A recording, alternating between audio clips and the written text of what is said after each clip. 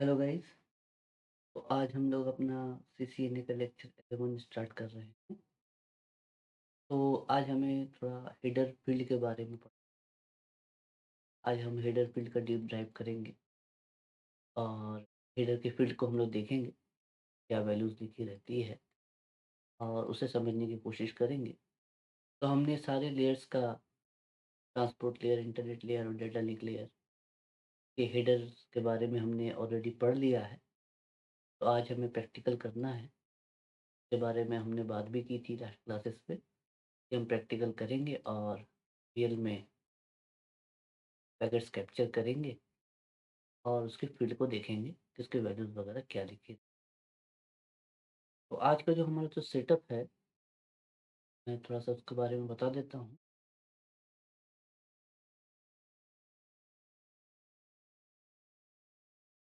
तो आज का जो हमारा सेटअप रहेगा,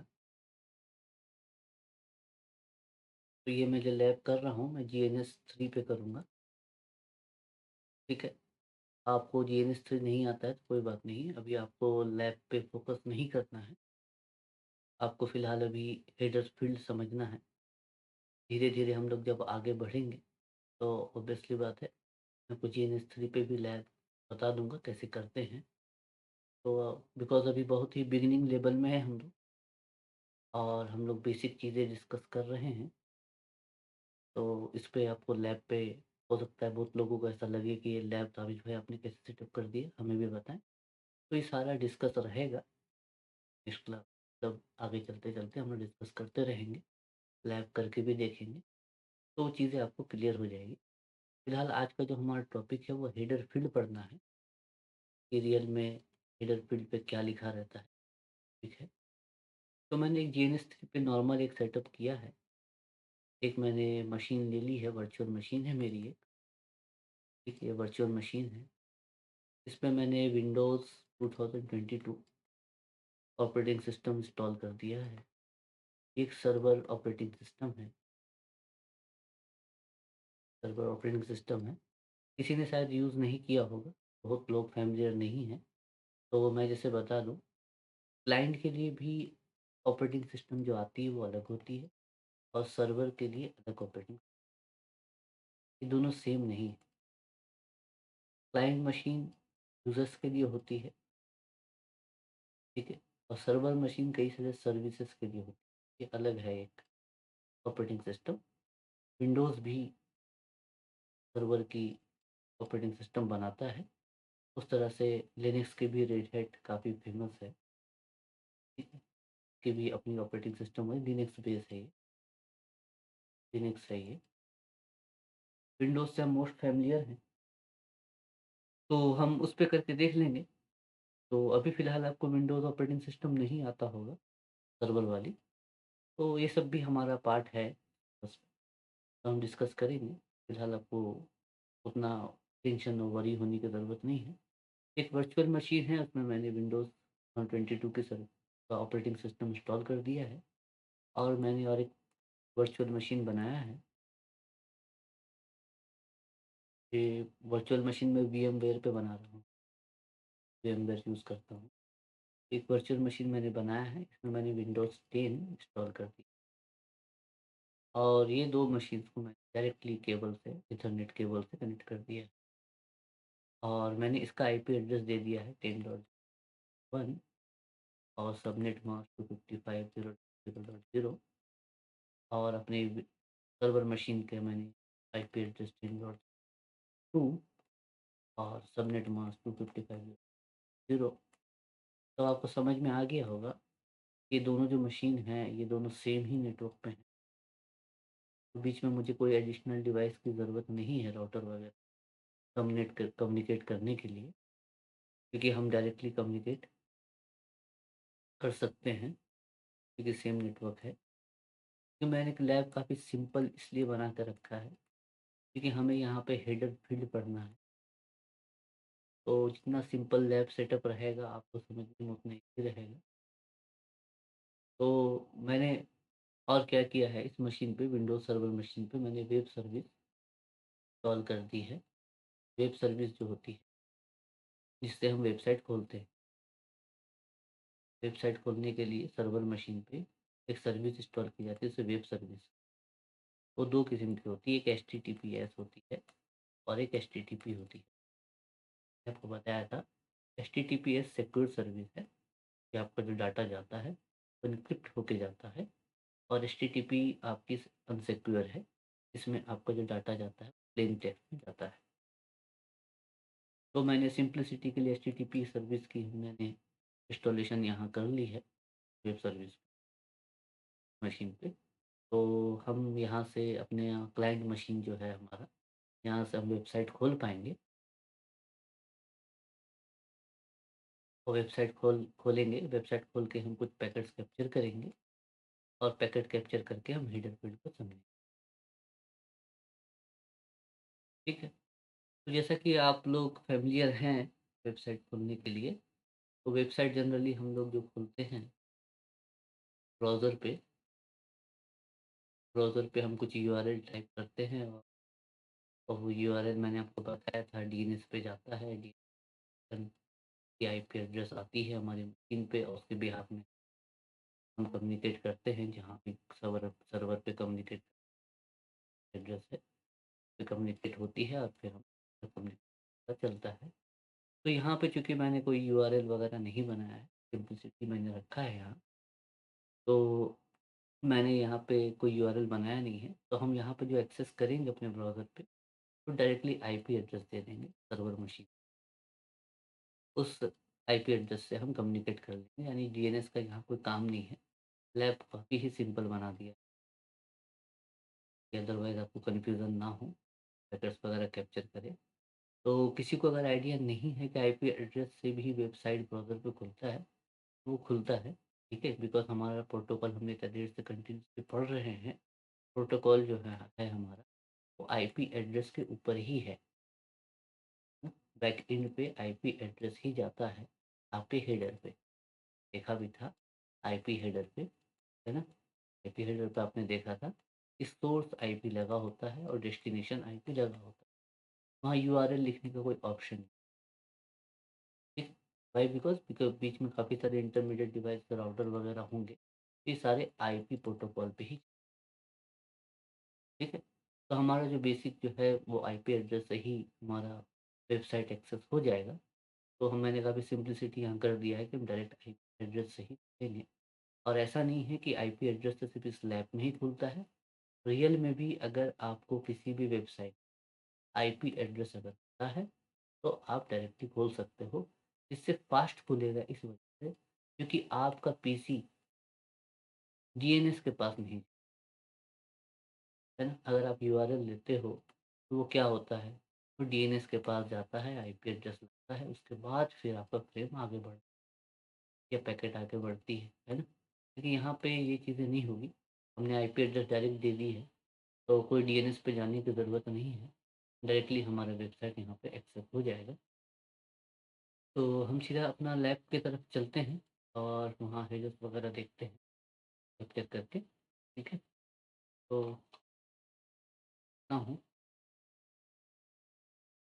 डीएनएस पे जैसे आपको दिखा दूँ, ये मैंने एक नॉर्मल सेटअप कर लिया है।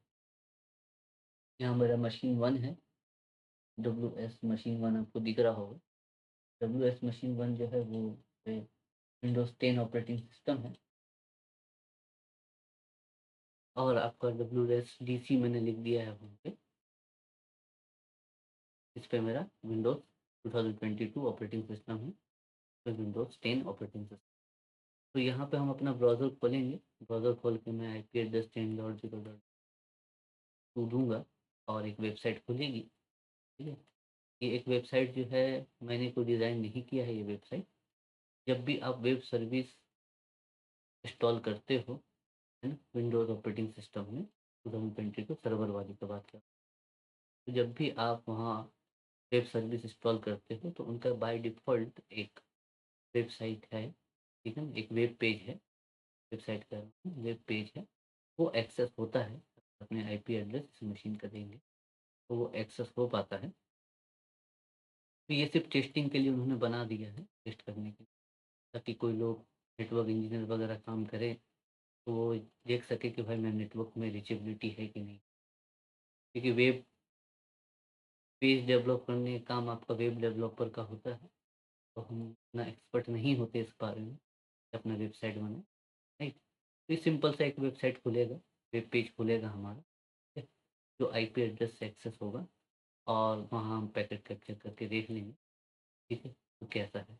तो पैकेट कैप्चर करने के लिए हमारे पास टूल्स है, अब फेमस टूल है, वायरशार्क बोलते हैं, ठीक है? आप चाहो तो अपने पीसी पे भी, अपने लैपटॉप वगैरह में वायरशार्क आप इंटरनेट से जाकर डाउनलोड करके आप वहाँ इंस्टॉल कर सकते हो। तो इसपे क्या है कि आपके डिवाइस से जो भी डाटा जा रहा है, जो भी फ्रेम जा रहा है, तो वो उसे वो कैप्चर कर लेता है और प्लस आपके डिवाइस में जो भी डाटा आपके पास आ रहा है, तो उसे भी कैप्चर कर लिया जाता है, ठीक है? तो ये टूल मैं यूज़ करूँगा, काफ़ी अच्छा टूल है, रियल लाइफ़ रियल आपका कंपनी वगैरह में भी ये टूल यूज़ होता है, ठीक है? ट्रबल शूट करने के लिए, ठीक है? ट्रबल शूट के लिए यूज़ होता है। तो इसे यूज़ करने के लिए एक्चुअली जो तरीका है जनरली, वो तरीका आपका है कि आपको अगर देखना है कि आप इससे कम्युनिकेट कर रहे हैं और ये आपको कम्युनिकेशन कर रहा है, तो आपको अपने इस पीसी पे वायरशार्क इंस्टॉल करना पड़ेगा, उसके बाद ही आप देख सकते हैं। लेकिन जीएनएस पे चूँकि हम लैब कर रहे हैं, तो यहाँ पे कुछ एडवांस फीचर है हमारे पास कि हम इस वायर पे जाके भी अगर डायरेक्ट कैप्चर का ऑप्शन दबाएँ, तो इन दोनों के बीच जो कम्युनिकेशन हो रहा है, उसे हम डायरेक्टली देख सकते हैं, मतलब पैकेट कैप्चर आपकी हो जाएगी। पैकेट कैप्चर आपकी हो जाएगी, यहाँ पे ऑप्शन है। ये ज़रूरी नहीं है कि आपको पैकेट कैप्चर करने के जो वायरशार्क है, आपको पीसी पे जाके इंस्टॉल करना पड़े।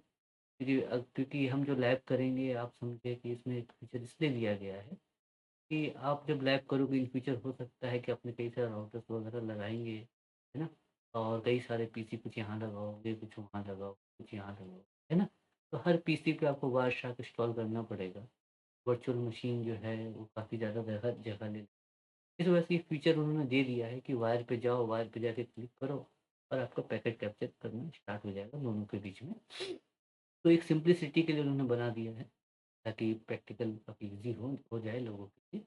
लेकिन रियल टाइम में तो आपको करना है तो आपको मशीन में जाके ही इंस्टॉल करना पड़ेगा, ठीक है? उसके बाद ही देखना पड़ेगा, ठीक है?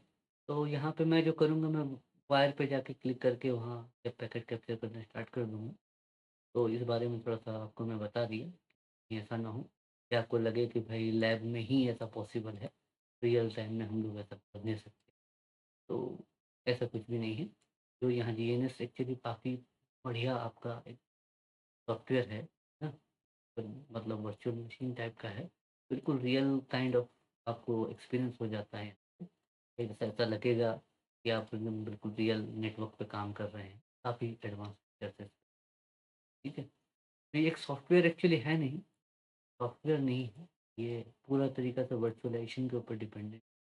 ठीक है, सारी जो रन हो रही है वो आपके फिज़िकल लैपटॉप पे ही आपका रन हो रहा है। रैम लैपटॉप का ही देख सकते हैं, रैम और यूज़ होता है। ठीक है?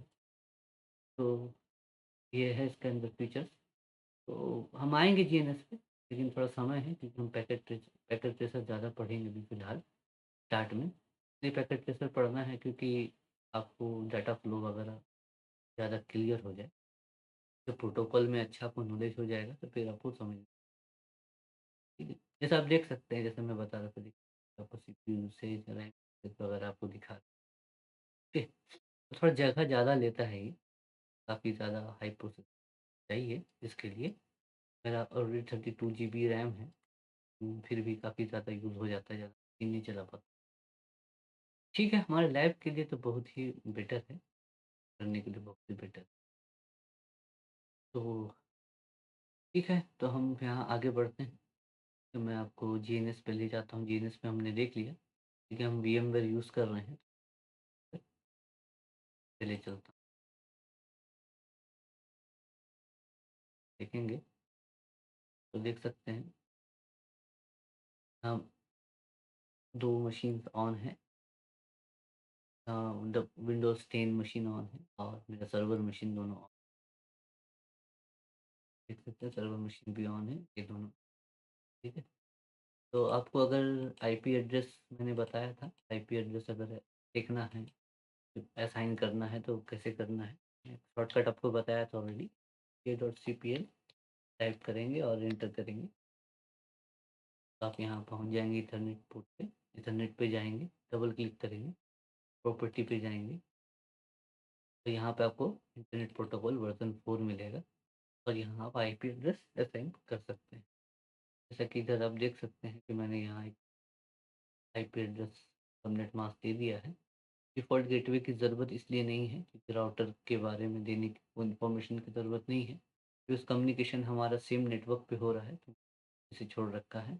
और आप देख सकते हो कि मैंने डीएनएस के भी आईपी कुछ भी नहीं दिया, इस वजह से क्योंकि हम आईपी से ही डायरेक्ट एक्सेस कर रहे हैं, तो लैब काफ़ी सिंपल सा है। ठीक, जैसे कि मैं आपको बता देता हूँ,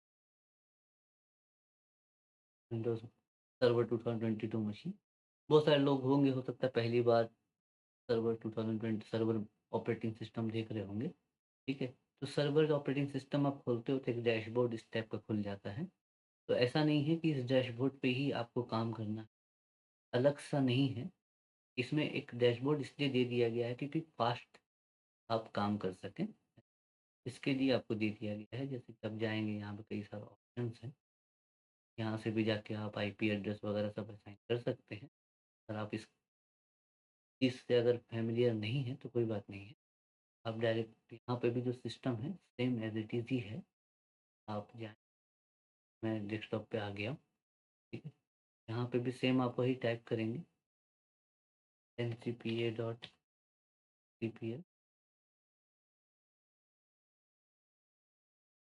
डॉट यहाँ करेंगे, बिल्कुल आपका जो क्लाइंट ऑपरेटिंग सिस्टम है ना उसी तरीका से ही सारा इसका चीज़ है, कोई अलग नहीं है कोई भी चीज़ें। देख सकते हैं यहाँ मैंने भी आईपी एड्रेस 10.0.0.2 और सबनेट मास्क दे दिया है। डिफ़ॉल्ट गेटवे और डीएनएस यहाँ भी नहीं दिया गया, तो इस ऑपरेटिंग सिस्टम से हम फैमिलियर हो जाएंगे। अभी फ़िलहाल घबराने की कोई बात नहीं है। कुछ लोग हो सकता है कि थोड़ा-सा घबरा जाएँ, क्या चल रहा है? मैंने पहली बार ये ऑपरेटिंग सिस्टम देखा है। एक्चुअली इस ऑपरेटिंग सिस्टम का काम है कि कई सारी सर्विसेज़ हमारी चलती हैं ना, वेब सर्विस, डीएचसीपी की सर्विस और भी डीएनएस सर्विस वगैरह, एडी एक्टिव डायरेक्टरी वगैरह। ये सारी जो सर्विसेज़ है ना, ये आपके क्लाइंट ऑपरेटिंग सिस्टम में इस ऑप्शन नहीं है इंस्टॉल करने। आप किसी भी, अगर आपने विंडोज़ 10 या विंडोज़ 11 आपने इंस्टॉल कर रखा है और आप चाहते हो कि वो वेबसाइट में होस्ट करो, तो वो आप नहीं कर पाएँगे क्योंकि वहाँ पे आपका ये ऑप्शंस नहीं है कि आप वेब सर्विस वगैरह वहाँ इंस्टॉल कर सकें। तो इसे बनाया है इसी के लिए गया है कि कई सारी सर्विसेज़ जो हैं उसपे आप ऑपरेटिंग सिस्टम, इस ऑपरेटिंग सिस्टम पे आप इंस्टॉल कर सकें, इसमें दिया गया है। तो इस चीज़ से भी हम फ़ैमिलियर हो जाएँगे। हमारा लैब रहेगा विंडोज़ ऑपरेटिंग सिस्टम पे, जैसे कि मैंने आपको बताया भी था, तो हम देखेंगे भी लैब वगैरह करके, फिर आपको काफ़ी ईज़ी लगने लगेगा, ऐसा कोई टफ़ नहीं है चीज़। ठीक है, तो हम चलते हैं अपने मशीन पे, विंडोज़ 10 मशीन पे।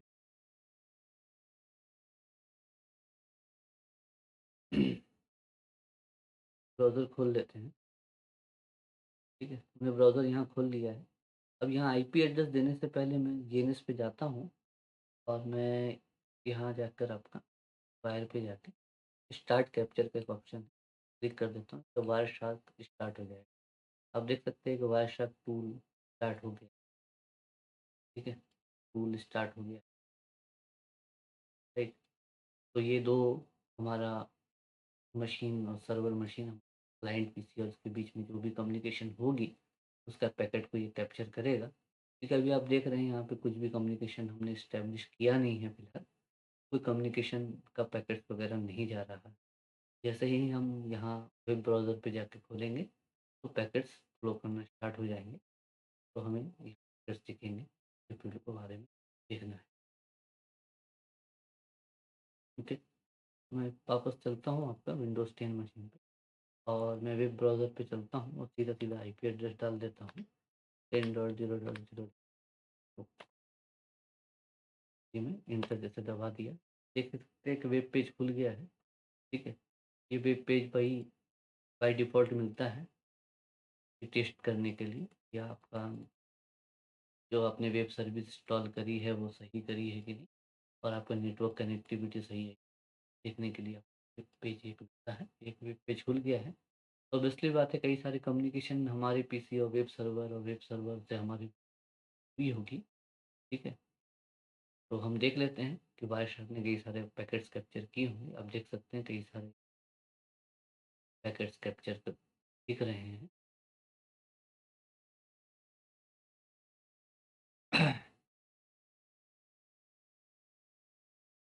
ठीक है, तो आप देखते हैं पहला अगर हम बात करें तो हमारा सर्विस जो है वो एचटीटीपी है। तो शायद मैं थोड़ा नीचे कर दूँ। मैंने कहा था यहाँ पे हम वेब सर्विस की बात कर रहे हैं, तो यहाँ पे हमारे पास एचटीटीपी सर्विस चल रही है। तो एचटीटीपी मैंने आपको पहले भी बताया था, एचटीटीपी जो है वो आपका टीसीपी पे चलता है, ट्रांसपोर्ट लेयर पे, ट्रांसमिशन कंट्रोल प्रोटोकॉल पे। बिकॉज़ आप ये चीज़ नहीं चाहोगे कि आपका जो वेब पेज यहाँ खुला है, देखो हमने वेब पेज एक खोला है, तो ये वेब पेज में कई सारे फ़ोटोज़ वगैरह लगे हैं, तो सर्वर वगैरह यहाँ लिखा है। तो आप नहीं चाहोगे कि कोई चीज़ें यहाँ मिसिंग हो। आपने वेब पेज एक बनाया वेब सर्वर पे, है, और आप चाहोगे कि यूज़र को भी सेम वही वेब पेज दिखे, ठीक-ठाक वाला जो मैंने इतनी मेहनत करके बनाया है, फिर आधा-अधूरा वेब पेज ना दिखे।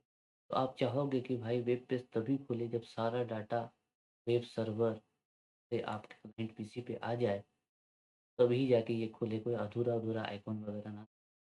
तो इस वजह से एक रिलायबल काइंड ऑफ कम्युनिकेशन है, रिलायबल कम्युनिकेशन। इस वजह से यहाँ एचटीटीपी पे हमारा टीसीपी सर्विस का है, ट्रांसपोर्ट लेयर का, कहाँ पे हम वायरशार्क पे है। इस वजह से ये कनेक्शन जो है वो टीसीपी है। तो ऑब्वियसली बात है ये एक टीसीपी है, तो टीसीपी के लिए मैंने बताया था, जब भी टीसीपी काइंड ऑफ कम्युनिकेशन मतलब कनेक्शन अगर एस्टेब्लिश किया जाए, रिलायबल कम्युनिकेशन की बात है, सबसे पहले डाटा ट्रांसमिशन से पहले आपका लैपटॉप और वेब सर्वर, ठीक है? ये दोनों की जो ट्रांसपोर्ट लेयर हैं, ठीक है? ट्रांसपोर्ट लेयर हैं, ये आपस में सबसे पहले थ्री वे हैंडशेक करेंगे यानी एक कनेक्शन एस्टेब्लिश करेंगे। उसके बाद जब कनेक्शन एस्टेब्लिश हो जाएगा तो उसके बाद ही डाटा फ्लो होगा, जैसा कि मैंने आपको पहले भी बताया था, ठीक है? तो थ्री वे हैंडशेक के बारे में मैंने आपको बताया था, जैसे कि इनिशिएट आप कर रहे हैं, यानी क्लाइंट पीसी से सर्वर को रिक्वेस्ट भेज रहे हैं, तो सबसे पहले आपने उसे सीन भेजना है, यानी आप उसे बताओगे सर्वर को कि मैं आपसे कनेक्शन एस्टेब्लिश करना चाहता हूँ। फिर आपको सर्वर रिप्लाई करेगा, सीन प्लस एक्ट करेगा, ठीक है? वो ये कहेगा कि मैं भी आपसे कनेक्शन एस्टेब्लिश करना चाहता हूँ और आपने चूँकि मुझे एक सीन भेजा था कनेक्शन एस्टेब्लिशमेंट के लिए, इसलिए मैं आपको एक एक्नॉलेजमेंट कर रहा हूँ कि वो सीन मुझे मिल गया है। ये वापस आपके पास आएगा। फिर आप उसे एक एक्ट करोगे, एक्नॉलेजमेंट करोगे। एक्नॉलेजमेंट इसलिए करोगे कि आपने भी मुझे सीन भेजा, ठीक है? वो सीन मुझे मिल गया है, उस कन्फर्म कर रहा हूँ कि एक्नॉलेजमेंट हो गई है। अब क्या है कि अब आप तीनों के दो अब दोनों के बीच में एक कनेक्शन बन गया, ठीक है? इस कनेक्शन के अंदर ही हम डाटा ट्रांसमिशन करेंगे, क्योंकि अगर कुछ पैकेट्स वगैरह अगर बीच में लॉस हो जाएँ, तो हम एक-दूसरे से मँगवा लेंगे। तो पूरा जब डाटा आपके पास आ जाएगा, तो ही आप उसे प्रोसेस करना, ठीक है? तो टीसीपी तो ये था, ऑलरेडी हमने काफ़ी डीप बात कर ली है। थोड़ा बहुत मैं आपको उतना डीप तो फिर वापस नहीं बता पाऊँगा। तो मैं आपको वही ओवरऑल थोड़ा बहुत याद दिलाने के लिए आपको चीज़ें मैं बता रहा हूँ। तो आफ्टर टीसीपी हमारा क्या होगा, फिर डाटा कम्युनिकेशन स्टार्ट होगा, ठीक है? हमारा डेटा कम्युनिकेशन स्टार्ट होगा, ये पीसी है, एक सर्वर है। तो टीसीपी हो गया तो उसके बाद आपका सर्वर आपको कंटिन्यूअसली पैकेट्स वगैरह भेजेंगे, ठीक है? इसके बिहाफ़ में ये भी आपको कुछ रिप्लाई करेगा कि हाँ, ये पैकेट्स मिल गए, मैं करता हूँ, ठीक है? और कुछ चाहिए तो ये रिक्वेस्ट वगैरह करेगा इसे, इसके बिहाफ़ में रिप्लाई आएगा। तो ये चीज़ हमें देखनी है कि फ़ील्ड पे क्या-क्या वैल्यू लिखी होती है।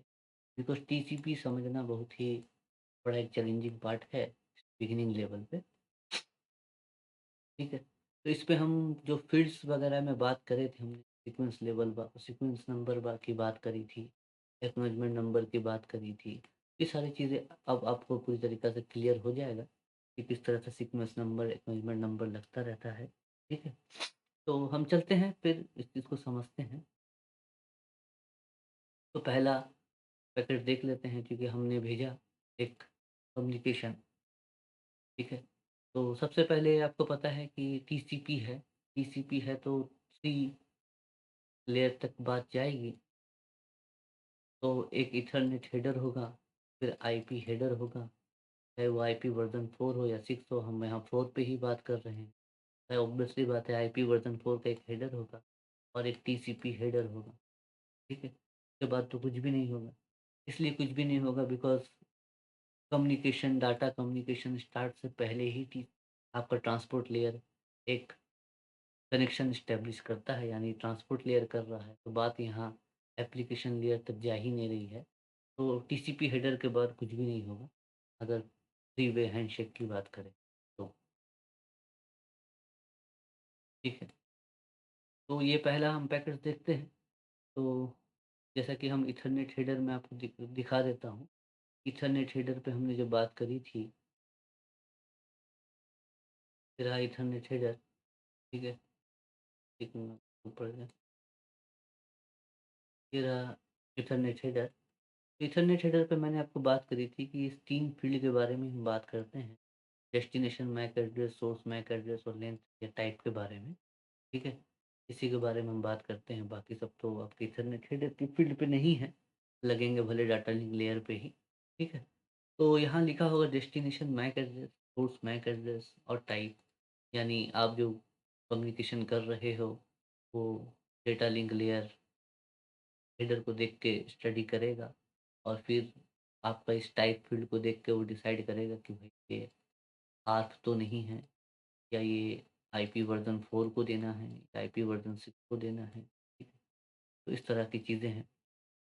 तो ये टाइप फ़ील्ड है, ठीक है? तो इस चीज़ को हम देख लेते हैं, क्या है। तो जैसा कि आपको पता है कि हम यहाँ कम्युनिकेशन कर रहे हैं, डीएनएस पे देखें, तो हम जो कम्युनिकेशन कर रहे हैं अपनी मशीन से स्टार्ट कर रहे हैं, सर्वर को कर रहे हैं। सबसे पहले इनिशिएट आप कर रहे हैं, तो ऑब्वियसली बात है आप अपना मैक एड्रेस लगाओगे, ठीक है? सोर्स मैक एड्रेस आप अपना लगाओगे, डेस्टिनेशन मैक एड्रेस आपका लगाओगे फर्स्ट कम्युनिकेशन की तरफ, ठीक है? और फिर आप एक टाइप फ़ील्ड को आप फ़िल करोगे, क्योंकि ऑब्वियसली बात है टीसीपी है और तो आईपी वर्ज़न 4 पे ही बात जाएगी बिकॉज़ 4th लेयर पे बात है ना। ऐसा तो नहीं होगा कि डेटा लिंक लेयर है और उसके ऊपर डायरेक्ट टीसीपी हेडर लग जाएगा। प्रोसेस करने के लिए क्या होगा, डेटा लिंक लेयर अगर लग रहा है, तो टीसीपी है तो आईपी हेडर भी लगेगा, उसके बाद फिर डेटा आपका ट्रांसपोर्ट लेयर का हेडर लगेगा टीसीपी हेडर, ठीक है? तो ऑब्वियसली बात है कि data link layer direct TCP को तो नहीं दे सकता है, वो इंटरनेट लेयर को ही देगा, ठीक है? तो इस वजह से आईपी हेडर तो लगना ही लगना है, ठीक है? तो ऑब्वियसली जैसे हम बात कर रहे थे, सोर्स मैक एड्रेस फर्स्ट में वो खुद का लगाएगा, फिर डेस्टिनेशन मैक एड्रेस वो आपका लगाएगा और टाइप में आईपी वर्ज़न 4 लिख देगा, ताकि डेटा लिंक लेयर इस सर्वर का आईपी वर्ज़न 4 को इंटरनेट लेयर को डेटा दे सके, ठीक है? तो हम देखते हैं कि सोर्स मैक एड्रेस और डेस्टिनेशन मैक एड्रेस क्या लगा है, क्योंकि ये कम्युनिकेशन सेम नेटवर्क पे है, ये डायरेक्ट एक-दूसरे से कम्युनिकेट कर लेंगे, तो सोर्स मैक एड्रेस इसका लगना चाहिए, डेस्टिनेशन मैक एड्रेस इसका लगना चाहिए, ठीक है? तो हम चलते हैं मशीन की तरफ, तो देखते हैं। तो जैसा कि आप देख रहे हैं यहाँ पे ईथरनेट हेडर, ठीक है? यहाँ पे जैसे कि आप देख रहे हैं डेस्टिनेशन मैक एड्रेस यहाँ लिखा है और सोर्स मैक एड्रेस एक यहाँ लिखा है। तो डेस्टिनेशन मैक एड्रेस ये जो है ये सर्वर मशीन का है। तो हम सर्वर मशीन पे चलते हैं और जाके देखते हैं कि उसका मैक एड्रेस क्या है। तो मैक एड्रेस देखने के लिए मैंने आपको एक कमांड भी बताया था कि हम सीएमडी पे जाएँगे सीएमडी पे चलेंगे और सीधा-सीधा कमांड लिख लेंगे ipconfig स्पेस देके स्लैश ऑन। तो ये जो हमने लिखा देखो देख सकते हैं यहाँ पे आपको मार्क कर देता हूँ। ये फिज़िकल एड्रेस आपको दिख रहा है। एक मैक एड्रेस लगा है। ये मैक एड्रेस आपका सर्वर मशीन का है, क्योंकि हम हैं अभी सर्वर मशीन पे। सर्वर मशीन खोल रखा है। तो मैक एड्रेस है 00C29D41888। मैं यहाँ थोड़ा लिख देता हूँ ऊपर 00C29D41888। ठीक है, हम चलते हैं वायरशार्क, देख लेते हैं क्या लिखा है। तो डेस्टिनेशन मैक एड्रेस आप देख रहे हैं वही लिखा है 00C29D41888। ठीक है, ये तो क्लियर है आपको। अब हम देखते हैं यहाँ पे विंडोज़ 10 मशीन पे सोर्स मैक एड्रेस क्या लिखा है। फिर हम चलते हैं VMware पे, हमने इसे खोल दिया था। फिर हम चलते हैं CMD कमांड प्रॉम्प्ट पे चलते हैं विंडोज़ 10 मशीन पे। वहाँ भी सेम कमांड चलाएंगे ipconfig स्पेस देकर स्लैश ऑल। तो यहाँ भी एक मैक एड्रेस है, ये फिजिकल एड्रेस दिख रहा है। इसे भी मैं लिख देता हूँ ताकि वेरीफाई कर सके हम लोग। ये भी आपका मैक एड्रेस है 00C2969F। ठीक है, तो चलते हैं वर्कशॉप में देख लेते हैं सोर्स मैक एड्रेस क्या लगा के भेजा गया। तो सोर्स एड्रेस भी देख सकते हो सेम ही है ना, 00C2969B3967। तो ऑब्वियसली बात है डेस्टिनेशन मैक एड्रेस सर्वर का मशीन का लगा है, सोर्स मैक एड्रेस आपके पीसी का लगा है। और यहाँ टाइप एक फील्ड है, एक वैल्यू लिखी है। इस वैल्यू का मतलब है IP वर्जन 4 है। मैंने बताया भी था, 3 मैंने आपको बताया था, आर पे भी बताया था, IP वर्जन 4 के लिए भी मैंने नंबर बताया था, IP वर्जन 6 नंबर बताया। तो जैसा जो प्रोटोकॉल होगा वैसा नंबर यहाँ दिखा। ठीक है, यहाँ बात क्लियर हो गई। इनिशिएट हम कर रहे हैं, पहले पैकेट के बारे में बात करें। उसके बाद हम आ जाते हैं अपना थर्ड लेयर का हेडर के बारे में। ऑब्वियसली बात है ये IP वर्जन 4 का हेडर आपके सामने लिखा है। तो इसका भी फील्ड की वैल्यूज़ वगैरह देखनी है हमें। तो चलते हैं तो वायरशार्क में हमने इसे बंद कर देते हैं। तो खोलना है। अब आप देख सकते हैं कि यहाँ पे पहला फील्ड जो है वर्जन लिखा हुआ है। तो अगर मैं आपको दिखाऊं तो यहाँ भी देखो एक वर्जन फील्ड है IP वर्जन 4 पे। ये वर्जन क्या बताता है कि हमारा जो हेडर है वो वर्जन 4 है या वर्जन 6 है। देख सकते हैं वर्जन 4 लिखा हुआ भी है, एक बाइनरी नंबर दी गई है। मैंने आपको बताया था वर्जन जो फील्ड होती है वो 4 बिट की होती है। 4 बिट को अगर लिखें हम 0000, इसकी फर्स्ट बिट 1 होती है, डेसिमल वैल्यू 1 होती है, सेकंड 2 होती है, 4 होती है और 8 होती है। तो ऑब्वियसली बात है अगर मुझे 4 लिखना है तो मैं ऐसे ही लिखूँगा बाइनरी पे, ये मेरा 4 है। तो देख सकते हैं बाइनरी पे लिखा है, ऊपर वाला बाइनरी पे लिखा है। उसका मतलब इसने निकाल लिया है आपका इंटरनेट लेयर ने, इसका मतलब वर्जन। ये सिंप्लिसिटी करके भी आपको दिखा देता है। ये एक प्लस पॉइंट है वायरशार्क में कि आपको ऑलरेडी बाइनरी ही नंबर लिख के नहीं दिखाता है कि आपको खुद से फिर कैलकुलेट करना पड़े और सारी चीज़ें आपको मेज़र करना पड़े कि क्या लिखा है, इसका मतलब क्या निकलता है। ये काफ़ी सिंप्लीफाइड फॉर्म में आपको दिखा देता है वायरशार्क, ताकि आपको ईज़ी रहे चीज़ों को कैलकुलेट करने में, समझने में भी ईज़ी रहे। ठीक, तो नेक्स्ट फील्ड के बारे में हम आते हैं। नेक्स्ट फील्ड अगर हम देखेंगे, यहाँ पे देखिए IHL फील्ड है। IHL मतलब IP हेडर लेंथ है। तो ये आपको बताता है कि ये जो हमारा हेडर जो लगा है IP वर्जन 4 का, ये आपका कितना बाइट का है। तो मैंने आपको ऑलरेडी बताया था पहले भी कि हमारा जो IP हेडर होता है वो मिनिमम 20 बाइट का होता है। और मैक्सिमम 60 बाइट का, है ना? 60 बाइट होता है इस वजह से क्योंकि ऑप्शन एक फ़ील्ड होती है, ऑप्शन फ़ील्ड आपकी मैक्सिमम 40 बाइट की हो सकती है, ठीक है? तो 20 बाइट मिनिमम है, 40 बाइट आपकी मैक्स ऑप्शन फ़ील्ड है, टोटल को ऐड कर देंगे, वो 60 बाइट हो जाएगी।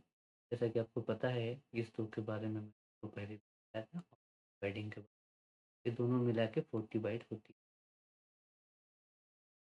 मैक्सिमम केसेस पे हम इस दोनों फ़ील्ड को 00 बाइट पे ही रखते हैं, तो इस वजह से हमारा मिनिमम जो आईपी वर्ज़न 4 का जो हेडर है, वो आपका 20 बाइट का ही होता है। तो हम चलते हैं हमारे साथ में। तो हम देखते हैं यहाँ पे देखिए हेडर लेंथ 20 बाइट लिखा हुआ है। तो ये भी आपको बाइनरी पे ही लिखा है। तो ये भी मैंने हेडर लेंथ भी आपको बताया था, ये जो फ़ील्ड है ये भी 4 बाइट का होता है।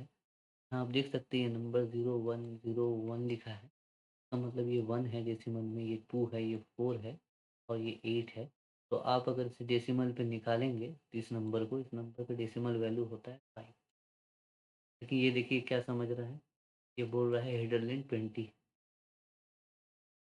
ठीक है? वो इसलिए बोल रहा है क्योंकि आपको पता है अगर मैं इस 4 बिट को मैक्सिमम कर दूँ, तो हमारा जो वैल्यू आएगा 8 + 4 12 + 2 14, 14 + 1 15 आएगा। तो 4 बिट पे हम मैक्सिमम 15 तक ही वैल्यू तक जा सकते हैं। और आपको पता है कि हेडर लेंथ 60 बाइट है, तो उससे अगर रिप्रेज़ेंट करना है, तो यहाँ पे एक स्केलिंग फैक्टर होता है, स्केलिंग फैक्टर, और इस फ़ील्ड का स्केलिंग फैक्टर 4 है। यानी ये चीज़ समझा जाता है या इस फ़ील्ड पे, हेडर लेंथ फ़ील्ड पे जो भी वैल्यू आए, आप एक काम करना सिंपल, आप उसको 4 से मल्टीप्लाई कर देना। जितना वैल्यू आएगा वही उसका साइज़। जैसे यहाँ 5 लिख दिया गया था, हमने स्केलिंग फैक्टर 4 फिक्स कर रखा है। ये फिक्स होता है, सब में फिक्स होता है, ऐसा नहीं कि चेंजेबल है, ये फिक्स होता है। तो इसका मतलब अगर यहाँ 5 लिख के आया है, स्केलिंग फैक्टर 4 से आपको मल्टीप्लाई करना है और उसकी वैल्यू 20 बाइट होगी, ठीक है? यानी मैं 20 बाइट का हेडर भेजा, इतना तो मिनिमम होता ही।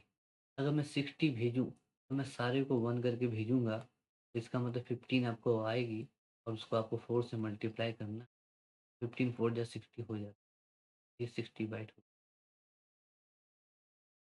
देखिए ऑब्वियसली बात है, एक तरीका है, 4 बिट पे हम उतना बड़ा नंबर 60 तक नहीं पहुँच सकते, इसलिए हमने कोई तरीका निकाल लिया है। इस ये पूरा आईपी हेडर को ही हटाने की क्या ज़रूरत है, नया लगाने का। हम क्या करते हैं, स्केलिंग फैक्टर ऐड कर देते हैं, ताकि क्या है कि कम बिट पे भी हम ज़्यादा इन्फॉर्मेशन उसकी लेंथ के बारे में बता सकें, ठीक है? अदरवाइज़ अगर 60 बिट अगर मुझे बताना होता, तो मुझे हो सकता है कि 2 बिट और बढ़ानी होती, है ना? 6 बिट करना पड़ता। तो जितना ज़्यादा बड़ा करेंगे उतना बड़ा नंबर हो जाएगा, हेडर फ़ील्ड बढ़ता चला जाएगा। इट्स बेटर कि हम स्केलिंग फैक्टर से ऑटोमैटिकली इस चीज़ को निकाल दें, ठीक है?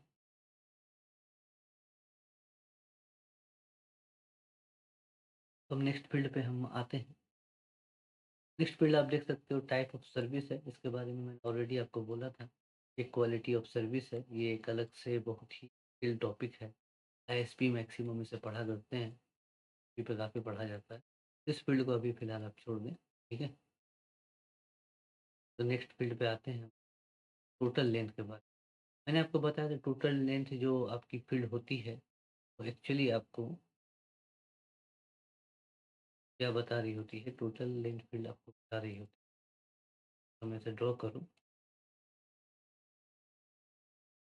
ये आईपी हेडर है, वर्ज़न 4 वर्ज़न 6 कुछ भी समझ लो आप। उसके बाद जो डेटा है, ये सबको मिला के ही लेंथ, टोटल लेंथ आपको बताया जाता है। टोटल लेंथ का मतलब ये नहीं कि आईपी हेडर हटा के उसके अंदर जो डाटा है, उसका वैल्यू नहीं बताया जा रहा है। आईपी हेडर इंक्लूड करके बताया। आप यहाँ देख सकते हैं इसकी वैल्यू कुछ लिखी होगी, इसकी वैल्यू देख सकते हैं, टोटल लेंथ जो है वो आपका 52 है। यानी ये बाइट पे ही आपको बताता है, टोटल जो लेंथ है वो 52 बाइट है। इसका मतलब ये कहने का मतलब ये हुआ, ये आपका आईपी हेडर हो गया और उसके बाद ट्रांसपोर्ट लेयर या हेडर इंक्लूड करके जो भी डाटा वगैरह होंगे, वो सारे टोटल ही 52 नहीं है, 52 बाइट के हैं।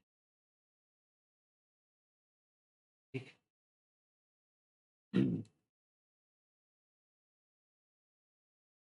अब हम आते हैं नेक्स्ट फील्ड पे अपना। नेक्स्ट फील्ड में जो तीन जो है वैल्यू, तीन जो है आइडेंटिफिकेशन, फ्लैग और फ्रेगमेंटेशन ऑफसेट, इसके बारे में आपको याद होगा, हमने काफ़ी डिटेल में इसके बारे में बात करी थी। ये तीन जो फील्ड है ये एक्चुअली फ्रेगमेंटेशन के लिए यूज़ किए जाते हैं। ठीक है, ये फ्रेगमेंटेशन के यूज़ कर किए जाते हैं। जब अगर फ्रेगमेंटेशन थोड़ा बहुत अगर आपको याद हो तो मैं थोड़ा सा स्लाइड में आपको समझाने की कोशिश करता हूँ, हल्का फुल्का, कि मैं काफ़ी डीप आपको यहाँ नहीं बताऊँगा। तो इसलिए काफ़ी लंबा हमने उसके बारे में डिस्कशन किया था और हमने लैब वगैरह भी देख लिया था। तो जैसे कि मैं आपको यहाँ बताऊँ,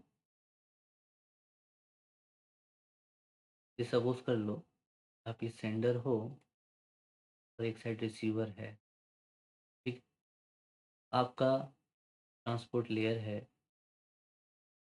ट्रांसपोर्ट लेयर एक हेडर लगाता है, जैसे टीसीपी मान लेते हैं, हेडर उसने लगाया, यहाँ डेटा हो गया एप्लीकेशन में। ठीक है, ये आपका ट्रांसपोर्ट लेयर है और ये आपको नेक्स्ट फॉरवर्ड किसको करता है, इंटरनेट लेयर को आपको फॉरवर्ड करता है हेडर लगाने के बाद। अगर इसकी साइज सपोज कर लो 1500 बाइट के आसपास हो। ठीक है, या सपोज कर लो इसकी साइज 1480 है, तो मैं 1480 बाइट लिख देता हूँ पहला केस वन। तो अगर ये नीचे आ रहा है आईपी हेडर के पास, आईपी हेडर भी आपको पता है कि अपना हेडर लगाएगा और टीसीपी हेडर ऑलरेडी लगा हुआ था और डाटा लगा हुआ था, तो 20 बाइट का हेडर इसने ऐड किया, टोटल साइज हो गई इसकी 1500 बाइट। और मैंने आपको बताया था कि इंटरनेट लेयर पे एमटीयू नाम की चीज़ होती है जिसे मैक्सिमम ट्रांसमिशन यूनिट कहा जाता है और इसका साइज भी है 1500 बाइट। अगर ट्रांसपोर्ट लेयर एक ऐसा सेगमेंट भेज रहा है जिस पे आईपी हेडर ऐड करने के बाद उसका साइज 1500 बाइट हो या 1500 बाइट से कम हो, तो इंटरनेट लेयर क्या करता है, उसे फ्रेगमेंट नहीं करता है, फ्रेगमेंट नहीं करता, क्योंकि इंटरनेट लेयर को भी डेटा आगे फॉरवर्ड करने के लिए एक साइज़ की ज़रूरत है। अगर साइज़ ज़्यादा हो जाएगा तो उसे मतलब उससे तोड़ना पड़ेगा, इस सेगमेंट को तोड़ना पड़ेगा, अदरवाइज़ वो प्रोसेस नहीं कर पाए। एक लार्ज अमाउंट ऑफ डाटा को एक साथ वो नहीं भेज सकते, यानी मैक्सिमम वो 1500 बाइट तक का ही एमटीयू भेज सकता है, उससे ज़्यादा का वो नहीं भेज सकता। ठीक है, केस वन के केस पे कह रहे हैं कि अगर मान लो आपका ट्रांसपोर्ट लेयर ने एक 1480 बाइट का अपना हेडर लगा के इंक्लूडेड एक सेगमेंट भेजा है, एक भेजा है। ठीक है, उस तरह से उसने एक दूसरा सेगमेंट भी सेम भेजा है, टीसीपी हेडर डेटा लगा, तो दूसरा नंबर सेगमेंट, इसकी भी साइज सपोज कर लो 1480 ही है, ये भी नीचे आया, तो इंटरनेट लेयर ने सिंपल सिंपल इस पहला सेगमेंट पे उसने आईपी हेडर लगाया, उस तरह से उसने दूसरा सेगमेंट टीसीपी हेडर सपोज का है और आईपी हेडर लगाया डाल के और इसे प्रोसेस कर, ऐसा ही करता है वो। ठीक, रिसीवर साइड पे भी जब ये आपका पैकेट्स जब पहुंचेंगे, तो रिसीवर साइड का भी आपको इंटरनेट लेयर होगा, वो जब इसे रिसीव करेगा सेगमेंट वन को, है ना, वन की बात कर रहा हूँ, ठीक है, पैकेट वन को, तो वो इस तरह से रिसीव करेगा, आईपी हेडर होगा, टीसीपी हेडर होगा और ये डाटा होगा। और जब ये उसे ट्रांसपोर्ट लेयर को भेजेगा तो वो सीधा सीधा अपना हेडर हटा देगा और ट्रांसपोर्ट लेयर को वो भेज देगा। ठीक है, तो इस टाइप की जब भी कम्युनिकेशन होती है तो उसमें फ्रेगमेंटेशन नहीं, जब फ्रेगमेंटेशन नहीं हो रहा है तो वो क्या होता है कि हर एक जो पैकेट बन रही है हर एक सेगमेंट जो पैकेट में कन्वर्ट हो रही है, तो हर एक पैकेट जो है वो इंडिपेंडेंट है। ये मेरा कहने का मकसद है कि हर एक पैकेट जो है वो इंडिपेंडेंट है। यानी हमने ट्रांसपोर्ट लेयर से जो हमारा डाटा आया था या सेगमेंट आया था, उसे हमने ब्रेक नहीं किया है, ठीक है? ये एक बताने का तरीका है रिसीवर साइड के इंटरनेट लेयर इंडिपेंडेंट होगी। यानी अगर फ्रेगमेंट में आपका जो नंबर है, अगर आप देखें यहाँ पे है आइडेंटिफिकेशन नंबर, ठीक है? ये आइडेंटिफिकेशन नंबर अगर सारे पैकेट्स में अलग-अलग लिख के आ रहे हैं, सेगमेंट 1 पे सपोज़ कर लो कोई नंबर है 1396 एक नंबर है और पैकेट 2 पे मान लो नंबर है 1397, ठीक है? तो ये लिख-लिख के आ रहे हैं और रिसीवर साइड का जब इंटरनेट लेयर इस चीज़ को रिसीव करेगा, जब देखेगा अलग-अलग नंबर आ रहा है और फ्लैग भी यहाँ वैल्यू होती है, मैंने आपको बताया भी था। फ्लैग नाम की भी वैल्यू होती है, यहाँ लिखा होता है ना? कि ये इसे फ्रेगमेंट किया गया है कि नहीं किया गया है। हमने डिटेल में डिस्कस किया था। तो उस समय आपका रिसीविंग साइड का इंटरनेट लेयर ये समझ जाएगा, कि मुझे जो करना है क्या काम है, जब मुझे पैकेट रिसीव करे, तो मुझे सिंपली आईपी हेडर को हटाना है और ट्रांसपोर्ट लेयर को दे देना है। लेकिन इन द केस सपोज़ कर लो कि ऐसा हो जाए कि आपका ये सेंडर साइड है ना? और ये रिसीवर साइड है, ट्रांसपोर्ट लेयर है, उसने अपना टीसीपी हेडर लगा दिया, डेटा लगा दिया। उसकी साइज़ सपोज़ कर लो ज़्यादा है, 1600 बाइट है फॉर एग्ज़ाम्पल कर लो। और जब ये इंटरनेट लेयर को मिलता है, तो इंटरनेट लेयर क्या करता है?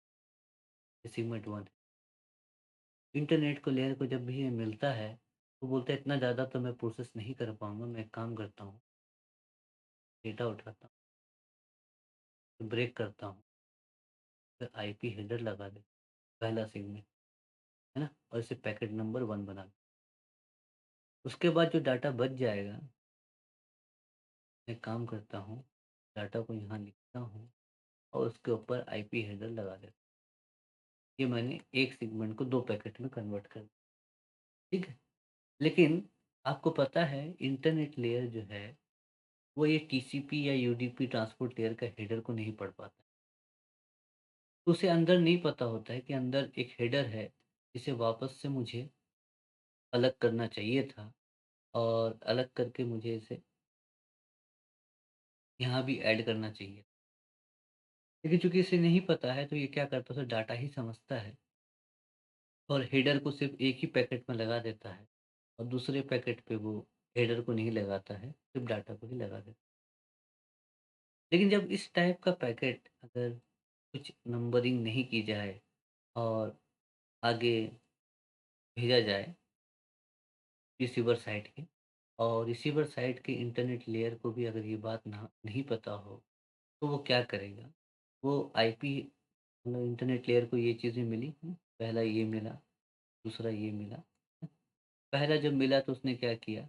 नहीं पता था रिसीवर साइड के इंटरनेट लेयर को, उसने आईपी हेडर हटाया और उसने यहाँ पे TCP header as it is बच जाएगा, है ना?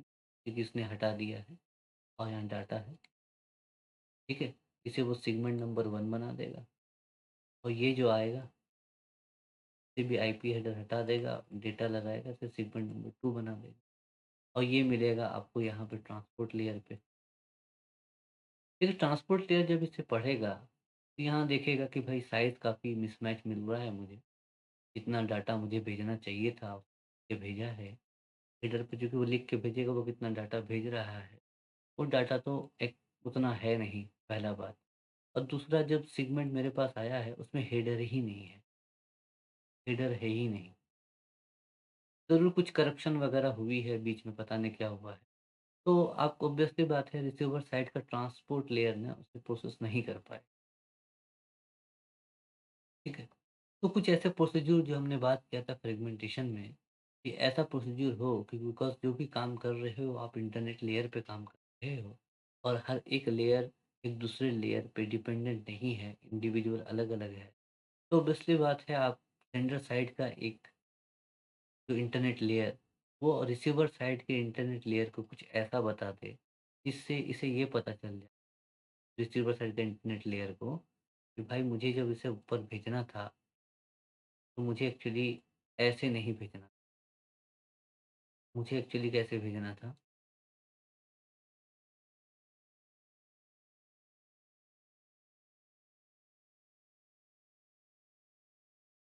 जब ये आता मेरे पास, तो मुझे एक्चुअली इसे ये इस तरह से भेजना था कि मैं एक काम करता,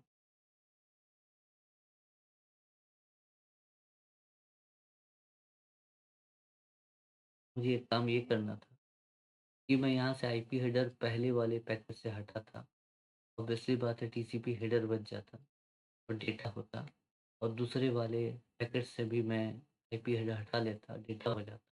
तो इन दोनों को मर्ज करता पहले, उसके बाद मैं ट्रांसपोर्ट लेयर को भेजता। ट्रांसपोर्ट लेयर को एक्चुअली ये मिलता, डेटा, फिर से डेटा और टीसीपी हेडर। तो ये ट्रांसपोर्ट लेयर इसको प्रोसेस कर पाता क्योंकि सारी डाटा उसको एक्यूरेट मिलती, जो सेंडर साइड का ट्रांसपोर्ट लेयर ने भेजा है। हेडर फील्ड पे सारी वैल्यू एक्यूरेट मिलती, जब उसको चेक करता डेटा को, तो एक्यूरेट वैल्यू मिलती।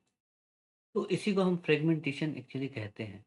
तो जब उसने फ्रेगमेंटेशन कर दिया, ठीक है, तो मैंने आपको बताया था कि अगर फ्रेगमेंटेशन हो गया है, ठीक है, फ्रेगमेंट कर दिया है, तो एक नंबर दिया जाएगा। जैसे एक पैकेट को, एक सेगमेंट को आपने 2 पार्ट में डिवाइड कर दिया है, 2 पैकेट बना, नंबर 1 पैकेट है, नंबर 2 पैकेट है। तो इसको जो नंबर दिया जाएगा और इसको जो नंबर दिया जाएगा वो सेम दिया जाएगा, ताकि ये समझा जा सके कि दोनों जो है वो एक ही सेगमेंट के पार्ट। प्लस फ्लैग में भी कुछ ऐसी इन्फॉर्मेशन डाली जाएगी, जिससे ये समझा जाएगा कि भाई साहब ये दोनों ही पैकेट इस सेगमेंट का पार्ट है।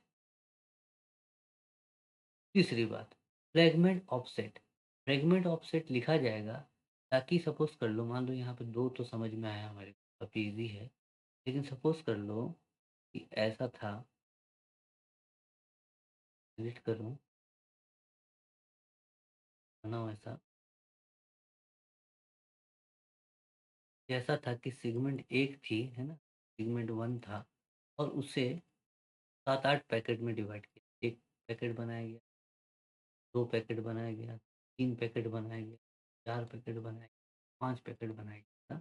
तो ऑफसेट कुछ ऐसी ऐसी वैल्यू होनी चाहिए कि मुझे समझ में आ सके कि भैया जोड़ना इसको इसको है, इसको इसको है, इसको इसको है, इसको इसको।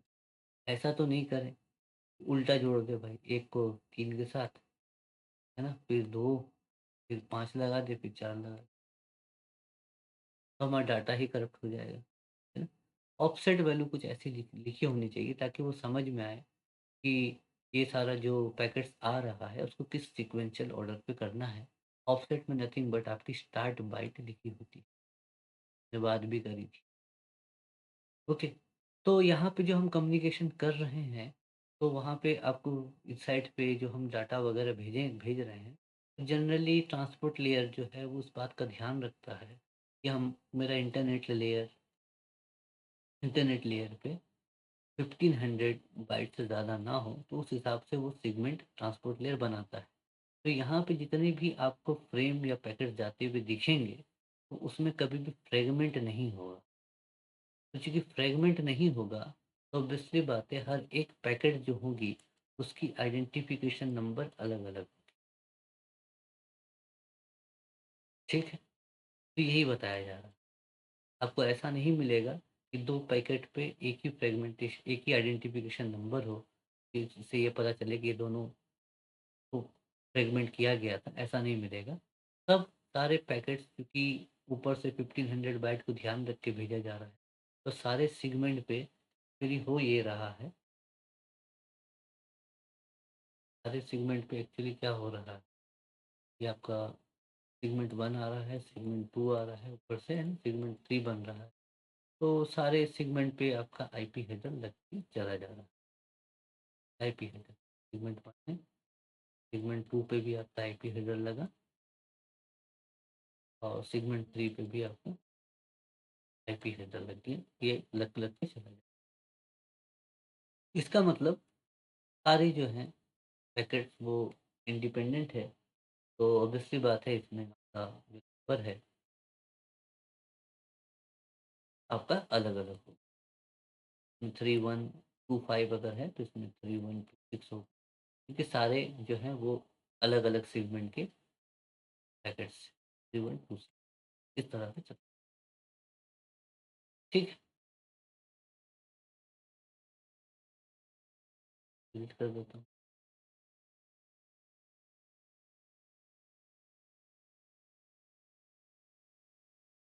तो हम चलते हैं थोड़ा अपना वायर शार्क की तरफ, तो हम समझ हैं। तो आप देख सकते हैं यहाँ पे आइडेंटिफिकेशन नंबर एक नंबर दी गई है 7113।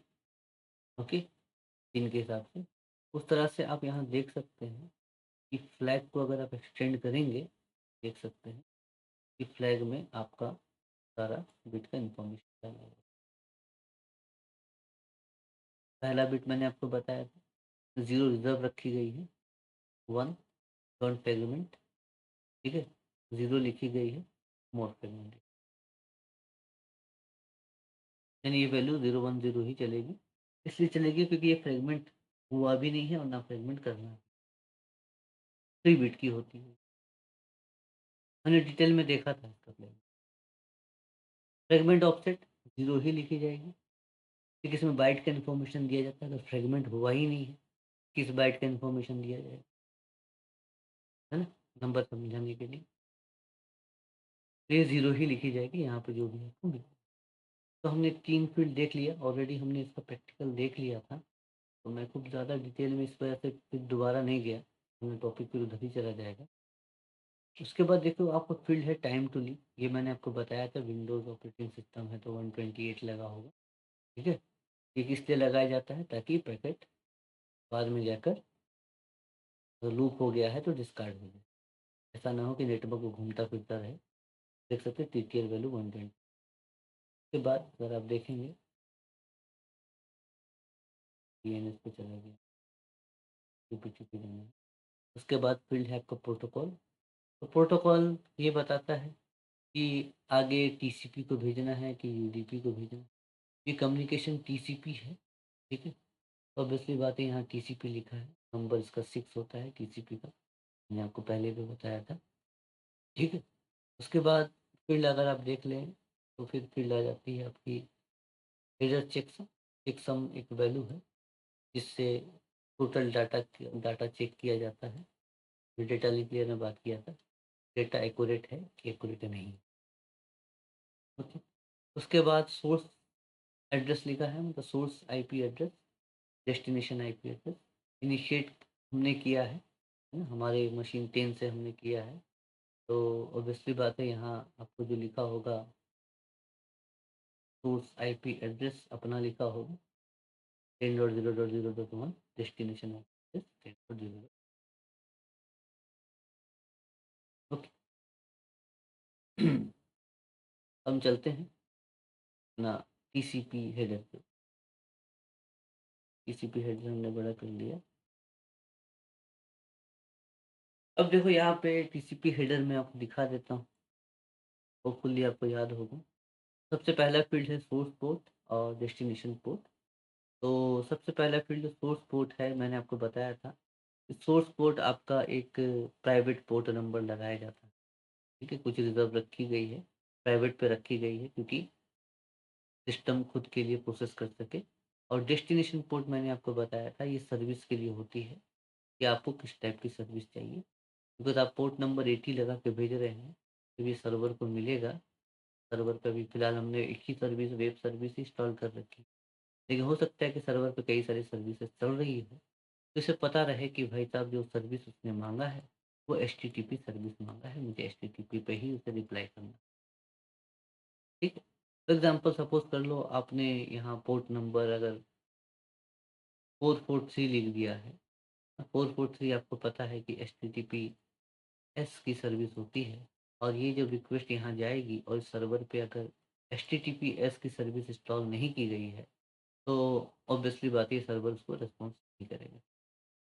तो चूंकि पोर्ट नंबर 80 लिखा है, पोर्ट नंबर 80 एचटीटीपी की सर्विस है और मैंने इस सर्वर पे एचटीटीपी की ही सर्विस इंस्टॉल रखी है, इसलिए आपको उसका रिप्लाई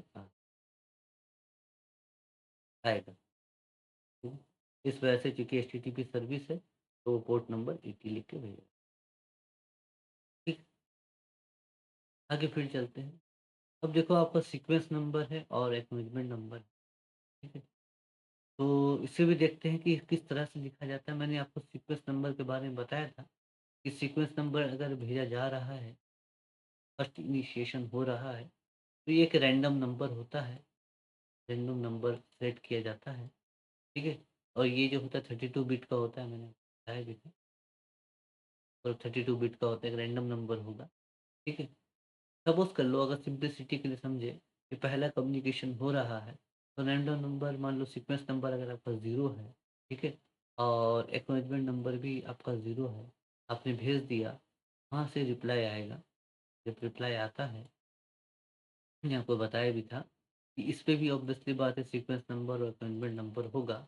ठीक है, तो इस पे सीक्वेंस नंबर क्या लिख के आएगा, ये सीक्वेंस नंबर अपना 0 लिख के आएगा। तो एक्नॉलेजमेंट नंबर ये क्या करेगा, तो मान लो अगर आपने कोई डाटा भेजा है और सपोज कर लो आपने 400 बाइट का अपने डाटा भेजा है।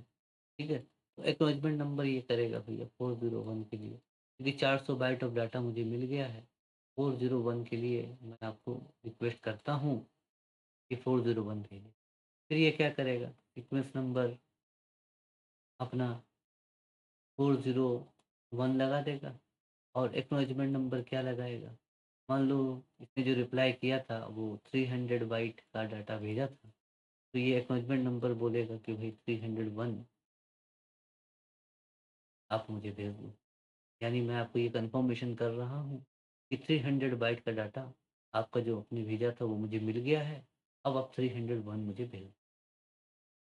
ठीक है, उस तरह से क्योंकि आपने सीक्वेंस नंबर एक्नॉलेजमेंट नंबर 401 में बोला था मुझे, इसका मतलब ये था कि 401 आपने बोला था, तो मतलब ये था कि 400 बाइट आपको डाटा मिल चुका है और आपको 401 बाइट का 401 आपको चाहिए, मतलब 401 इसलिए लिखा जाता है फर्स्ट बाइट का इन्फॉर्मेशन लिखा।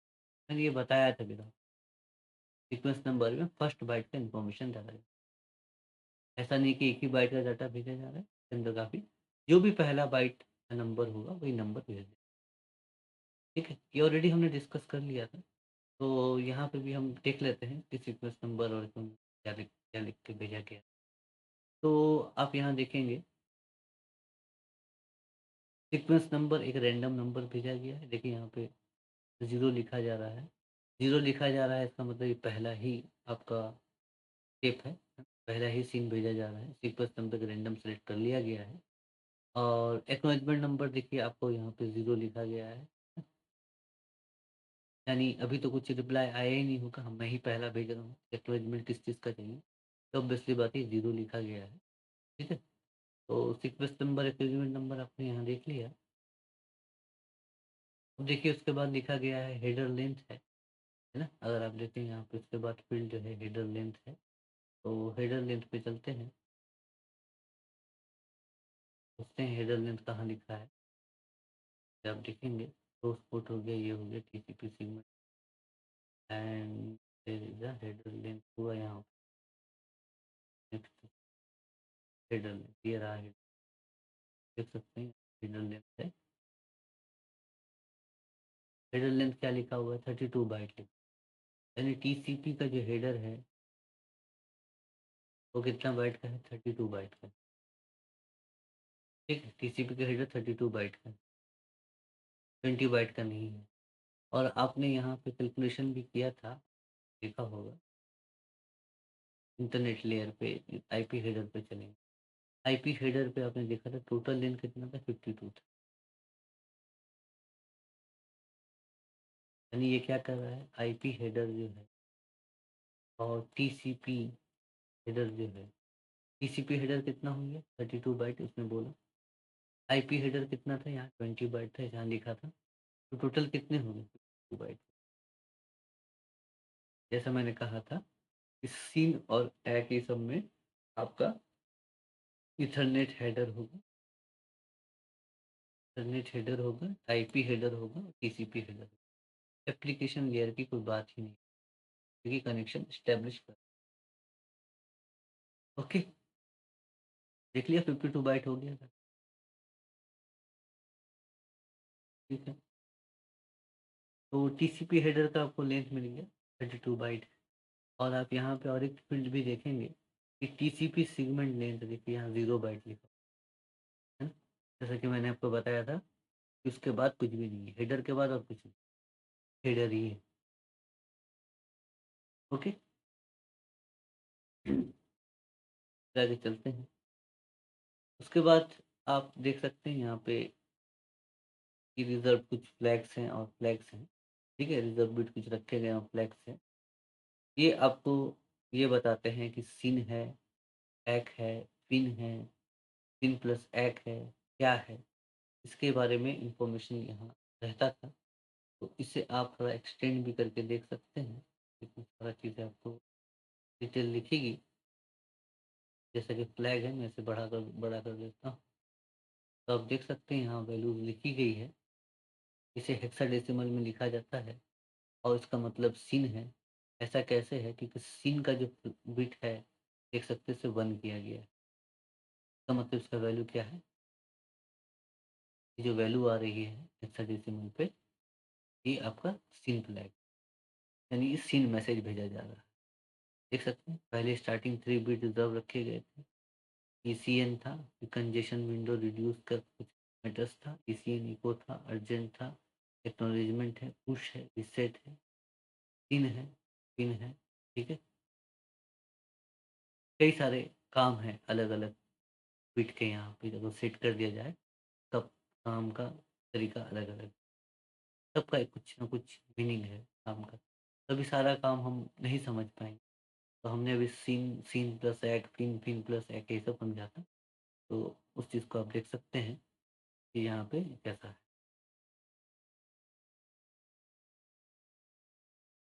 ठीक है, हम आते हैं नेक्स्ट फ्लैग पे, तो मैं बंद कर देता हूँ इंटरनेट लेयर को भी ना मैं। हम तो आगे फ्लैग पे आते हैं, विंडो साइज। विंडो साइज मैंने आपको बताया था कि स्टार्टिंग में ही डिसाइड किया जाता है कि कितना बाइट ऑफ डाटा मैं स्टोर बफर में कर सकता हूँ।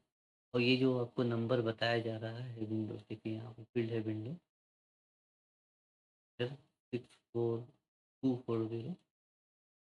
ठीक है, ये वैल्यू है 64240। तो ये आपका बाइट में बताया जाएगा कि इतना बाइट ऑफ डाटा जो है मैं स्टोर कर सकता हूँ। ठीक है, तो एक स्केलिंग फैक्टर भी होती है। ठीक है, इसकी स्केलिंग फैक्टर 256 होती है एक्चुअली। एक्चुअली जो विंडो साइज जो है, ये विंडो बिट, ठीक है ना, तो उस पे आपका जो, कैसे बताऊँ आपको बताऊँ, ये जो आपकी विंडो बिट होती है, ये आपको 16 बाइट बिट की होती है। ठीक है? तो 16 बिट पे एक टोटल विंडो बता पाना थोड़ा सा मुश्किल हो जाता है। तो इस वजह से इसमें स्केलिंग फैक्टर भी इसमें रखा गया है कि इस पे जो भी नंबर आएगा, आपको उसको 256 से मल्टीप्लाई कर देना है। और 256 से मल्टीप्लाई कर देंगे तो आपका टोटल बाइट निकल जाएगा, कितना टोटल बाइट वो स्टोर करके रख सकते। ठीक, ये हो गया मतलब। आगे देखेंगे, आगे डाटा फ्लो पे हमें क्लियर कट समझ में आ जाएगा, क्योंकि सिन की बात है। ठीक? उसके बाद आपका जो फील्ड है, अगर मैं आपको दिखाऊं, उसके बाद आपका जो फील्ड है वो चेकसम है। चेकसम एक नंबर रहेगा। ठीक है, जिससे आपको डाटा देख लिया जाएगा कि वो डाटा एक्यूरेट है कि नहीं है। अर्जेंट पॉइंटर मैंने बोला था आजकल यूज़ नहीं होता है जनरली फील्ड के बारे में। तो यहाँ देख लेते हैं अर्जेंट पॉइंटर में कुछ अगर डाल के दिया है इन्होंने, देख सकते हैं वैल्यू 0 है, यूज़ ही नहीं होता।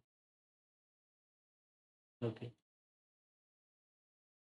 तो ये हमने पहला देख लिया, सीन हो गया, ठीक है। इसके बिहाफ़ में आपको पता ही है कि अब हमने सर्वर में रिस्पॉन्स करेगा, क्योंकि हमने अब डीएनएस पे चलते हैं। हमने यहाँ से रिक्वेस्ट कर ली है सीन का।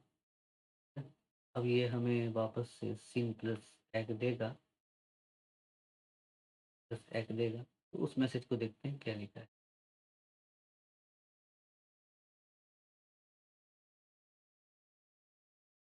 तो 2 नंबर देख लिया हमने, 2 नंबर देख लिया। अब अगर हम चाहें, देख सकते हैं 5 नंबर में पैकेट्स पे देख सकते हैं सीन प्लस एग लिखा है ना? सीन एग अगर आप देखते हैं, सीन एग लिखा है। किसने भेजा है? सर्वर मशीन 10.0.0.2 में भेजा है 10.0.0।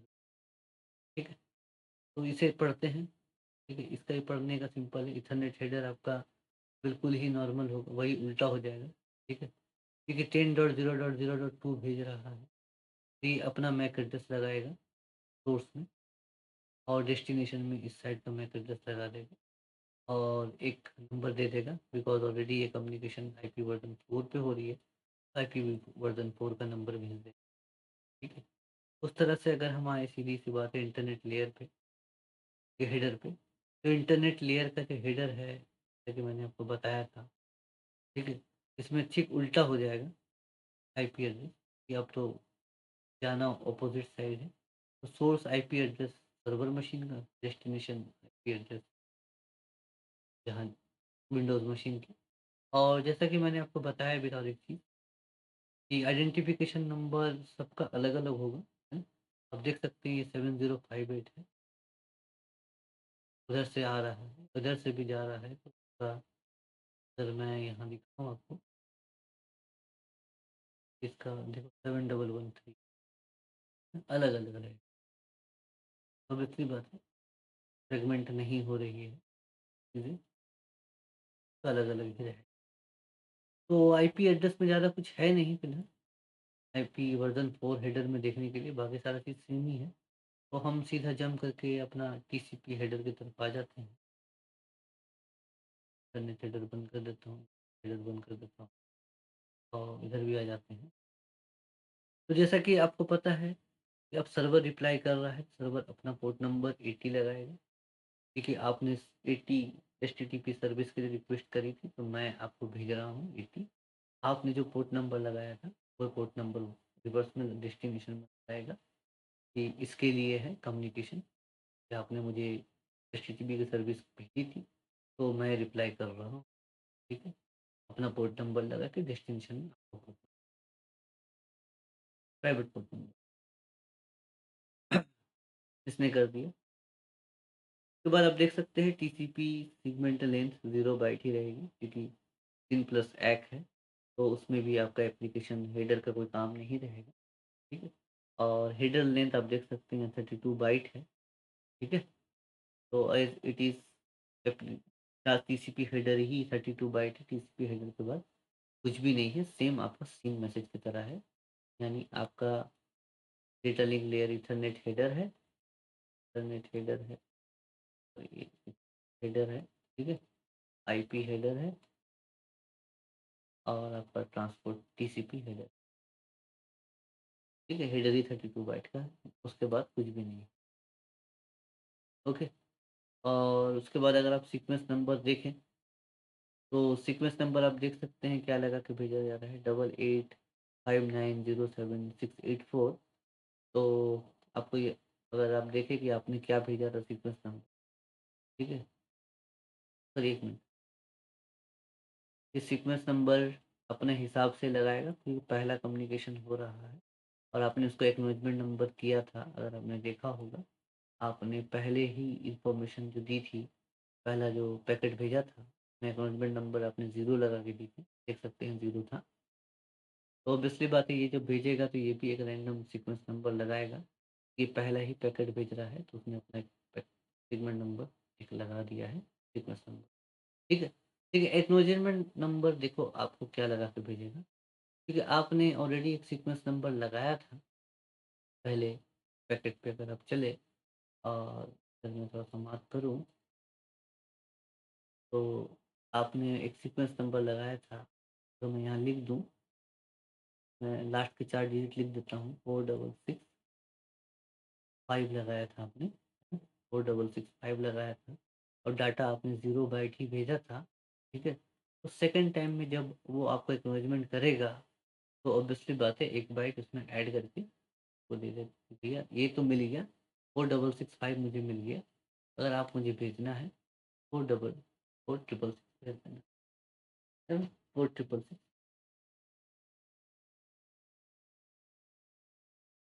ये क्लियर है? उस तरह से फिर नेक्स्ट पे आपका विंडो साइज़ रहेंगे, सेम एज़ इट इज़ जैसा था, अर्जेंट पॉइंटर 0 वगैरह रहेगा, सारी फील्ड आपकी सेम टू सेम रहेगी। तो ये तो हो गया सीन प्लस एक्ट की बात, है ना? अब क्या हुआ? अगर मैं यहाँ बनाऊँ, तो हमने सीन कर दिया, यहाँ से सीन प्लस एक्ट आ गया, ठीक है? अब यहाँ से वापस से एक्नॉलेजमेंट जाएगा, ठीक? अब एक्नॉलेजमेंट देख लेते हैं हम लोग।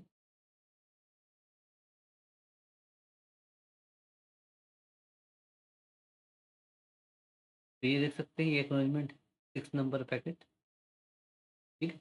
6 नंबर पैकेट, इथरनेट हेडर मुझे दिखाने की ज़रूरत नहीं है दोबारा, है ना?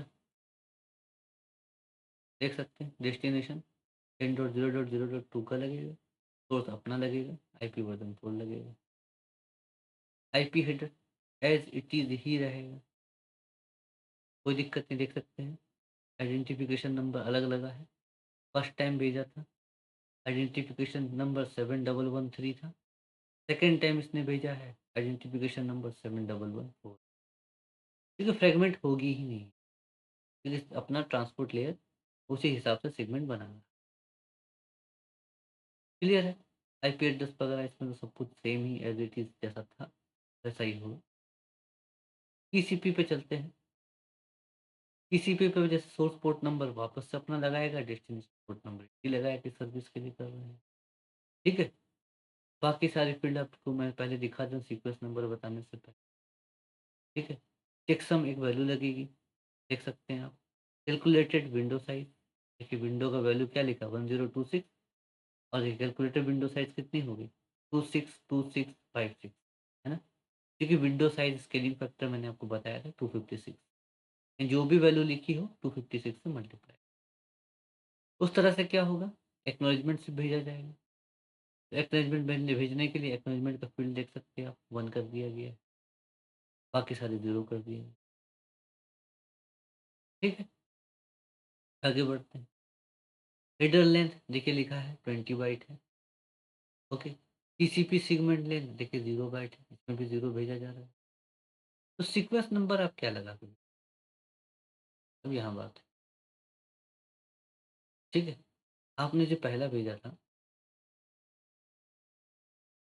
अगर आप पहला देखें, तो पहला में सीक्वेंस नंबर आपने लगाया था, मैं लास्ट का लिखता हूँ, 4665 लगाया था, पहला भेजा था। इसमें कितना था, 0 बाइट का डाटा भेजा, ठीक है?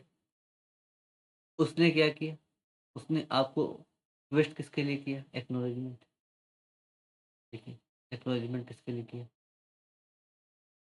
तो जो उधर से भेजा 2 नंबर उसने भेजा ना, उसने एक्नॉलेजमेंट किया आपको 4666 के लिए, ऑब्वियसली बात 0 भेजा था तो 1 बढ़ा के भेजेगा, ठीक है? ये एक्नॉलेजमेंट आया, अगर मैं इसको इन करूँ और ये सेकंड आपका एक्नॉलेजमेंट किया था सर्वर ने, उस तरह से अगर हम थर्ड पे जाएँ, जो आप एक्नॉलेजमेंट कर रहे हैं, ठीक है? आप भेजोगे क्या? ऑब्वियसली बात है, आप 4666 ही भेजोगे एक्नॉलेजमेंट, है ना? आपने सीन किया, 4665 भेजा था, 0 बाइट डाटा भेजा था, आपको नेक्स्ट क्या भेजना था, 4666 ही भेजना था। इसी वजह से उसने एक्नॉलेजमेंट भी 4666 के लिए किया। 1 बाइट का 0 बाइट मतलब का डाटा तो मिल गया था, अगर आपको भेजना है तो 4666 भेजना। तो मैं 4666 भेज रहा हूँ। सिंपल सिंपल बात, 4666 भेज रहा हूँ। ठीक है? अब आप एक्नॉलेजमेंट नंबर क्या लगाते हैं? इसको भी समझ लेते हैं। अगर हम चलें और सर्वर को देखें, फिफ्थ नंबर पैकेट, सर्वर का पहला पैकेट यही था, है ना? फिफ्थ नंबर, इसमें एक एक्नॉलेजमेंट नंबर रैंडम लगाया था उसने। कितना लगाया था? 7684 लिख देता हूँ। सर्वर में बना देता हूँ, ईथरनेट के लिख देता हूँ। एक नंबर इसने क्या भेजा? 7684, ये आपका सर्वर ने भेजा था। किसमें भेजा था? King plus x. क्या लगा था? ये सीक्वेंस नंबर लगा था, है ना? कितना डाटा भेजा था इसने? 0 बाइट का डाटा भेजा, 0 बाइट। ठीक है? अब आप उसको रिप्लाई करो, आप क्या बोलोगे? आप एक्नॉलेजमेंट में क्या बोलोगे? आप बोलोगे कि भाई 7684 तो मिल गया, मुझे अब 7685 भेज देना। यही बात बोलोगे? क्योंकि 0 बाइट का डाटा भेजा, 7685 मुझे भेज देना। 7685 ये लिखा है। नेक्स्ट बाइट की रिक्वेस्ट जो हम बता रहे हैं, क्लियर हो गया? स्टार्टिंग में थोड़ा सा क्रिटिकल होता है, लेकिन अब आपको लग रहा होगा कि हाँ हाँ बिल्कुल मैंने सही किया था, काफ़ी डिटेल में वहाँ पे हेडर्स के बारे में पढ़ा। ठीक है? तो इस टाइप के आपका डाटा कम्युनिकेशन यहाँ चलता रहेगा, अगर आप कैलकुलेट करते रहेंगे। अगर मैं एक और बता दूँ आपको, आप कहीं पे अगर सपोज कर लो 4649680 है ना, 49680 देखना है। अगर हम देखें 49681 है,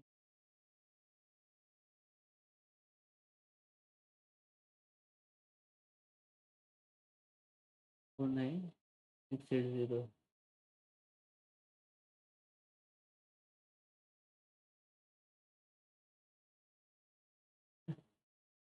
ये भेजा जा रहा है 49680।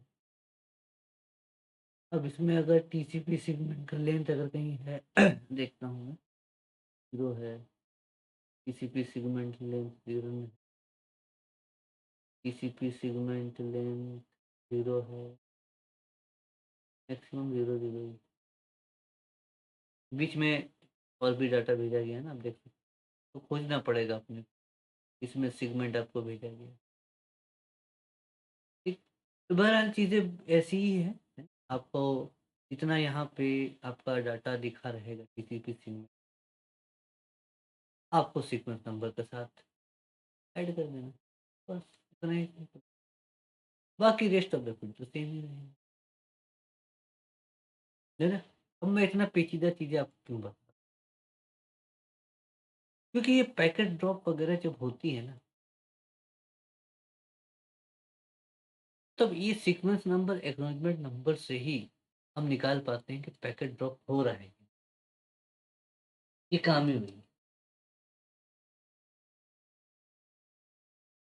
लूप वगैरह, जैसे अगर सपोज करिए कि आप ऐसे किसी जगह में थे हो, ठीक है, अभी आपको उतना क्लियर आइडिया नहीं होगा, मैंने आपको काफ़ी काम की चीज़ें बताई। तो मैं थोड़ा सा अगर आपको लेके चलता हूँ पावर पॉइंट की तरफ, मेरी पेज पे थोड़ा बहुत अगर आपको बताने की कोशिश करूँ।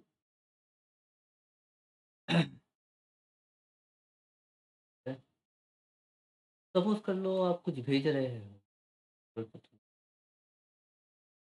है, क्या बीच में एक लूप है, ठीक है, कुछ पैकेट इधर से चल जाते हैं, कुछ पैकेट इधर से चल जाते हैं, है ना? आपको ये पता नहीं है। तो जब आप इस राउटर पे डिबग वगैरह कमांड चलाते हो, राउटर पे वायरट्रैक इंस्टॉल नहीं है, कि हाँ मैं वायरट्रैक इंस्टॉल करके देखूँ, डिबग वगैरह कमांड चलाते हो, तो ऑब्वियसली बात है जब मान लो इसने 1 नंबर भेजा था या 2 नंबर भेजा, है ना? 1 नंबर यहाँ से चला गया, 2 नंबर यहाँ से चला गया, 3 नंबर फिर यहाँ से चला गया, 4 नंबर यहाँ से चला गया, 5 नंबर यहाँ चला गया, ठीक है? जब इस राउटर पे डिबग वगैरह कमांड चलाओगे, तो अब यही सीक्वेंस नंबर और एक्नॉलेजमेंट नंबर से ही आप फाइंड आउट कर पाओगे ना, कि हमारा जो पैकेट्स आगे मूव कर रहा है, सेगमेंट्स वगैरह जो आगे मूव कर रहा है, वो सारा कर रहा है कि बीच में कुछ मिसिंग है? क्योंकि जब आप टीसीपी लेंथ के साथ रिक्वेस्ट नंबर निकाल पा रहे हो ऐड कर करके, तो आपको पता होगा ना एक नंबर के पार होने के बाद, इसके बाद 2 नंबर यानी सपोज़ को इसका सीक्वेंस नंबर 5, 4, 3, 1 आना चाहिए। लेकिन उसकी जगह में मैं देख रहा हूँ कि 6, 1, 2, 4 आ रहा है। यानी बीच का जो मेरा सेकंड नंबर का जो सेगमेंट है, वो इस राउटर से पास नहीं। ये कब निकाल पाओगे? तभी निकाल पाओगे जब आपको सीक्वेंस नंबर कोऑर्डिनेट नंबर आपको निकालना आता है। आपको आता ही नहीं है तो आपको दिखेगा भैया पैकेट्स तो जा रहे हैं, लेकिन कुछ पैकेट्स तो लूप की तरफ जा रहे हैं। समझ में आया?